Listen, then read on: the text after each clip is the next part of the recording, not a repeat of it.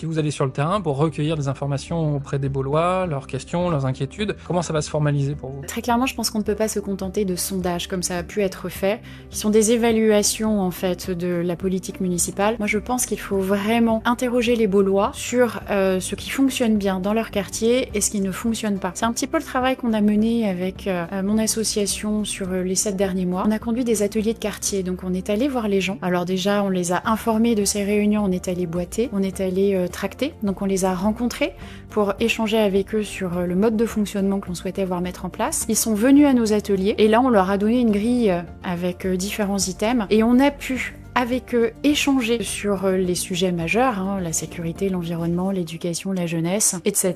et recueillir leur point de vue. Et c'est extrêmement intéressant, parce qu'on se rend compte qu'il peut y avoir un décalage entre effectivement ce qui est décidé en mairie et la réalité du quotidien. Et je pense que si on avait consulté les Baulois sur un certain nombre d'aménagements, on aurait pu avoir des retours beaucoup plus satisfaisants. Je pense qu'on peut mettre en place assez simplement des consultations numériques et puis deuxièmement des réunions de quartier. Alors on vous dira qu'il existe des comités consultatifs de quartier, c'est vrai, il en existe, mais de mon point de vue, le fonctionnement n'est pas satisfaisant. Déjà, ils se réunissent trop peu souvent, ils ne sont pas ouverts à tous les habitants du quartier et il y a une perte d'information. Je pense qu'il faut repenser ces comités consultatifs de quartier pour qu'ils soient vraiment plus opérationnels.